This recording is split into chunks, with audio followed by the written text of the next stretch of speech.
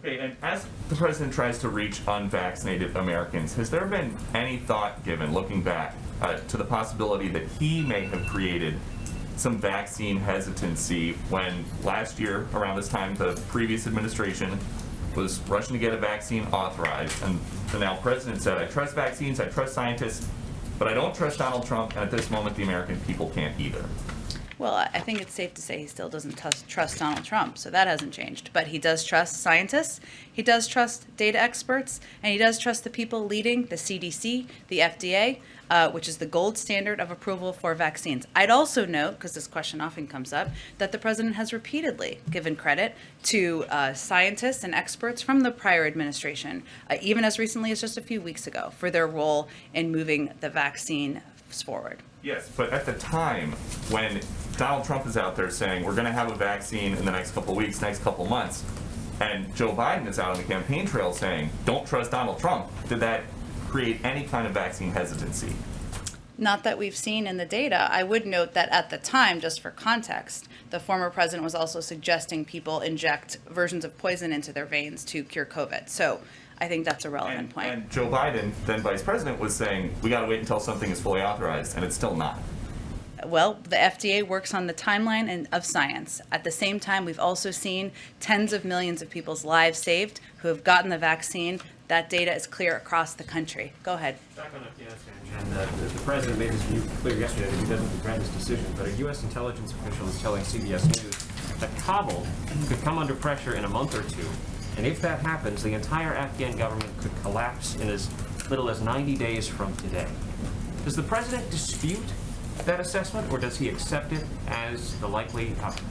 Well, we don't rely on anonymous assessments. We rely on the intelligence assessments made by the U.S. government. They have put out public assessments, which certainly we stand by. We are closely watching the deteriorating security conditions in parts of the country, but no particular outcome, in our view, is inevitable. We will continue to coordinate airstrikes with and in support of Afghan forces, and as the president made clear, Afghan leaders have to come together, and the future of the country is really on their shoulders. Let me ask you, and the Taliban is clearly on the march. Your objective is to have a negotiated political settlement. What gives you confidence that the Taliban is interested in that? Well, the Taliban has to make an assessment. One, we have also said that there's no question that the Afghan National Defense Security Forces would be strengthened, as would the Afghan political leadership, if they were to have more success in fighting back. There's no question about that. We're not hiding from that in any way, shape, or form. The Taliban also has to make an assessment about what they want their role to be in the international community.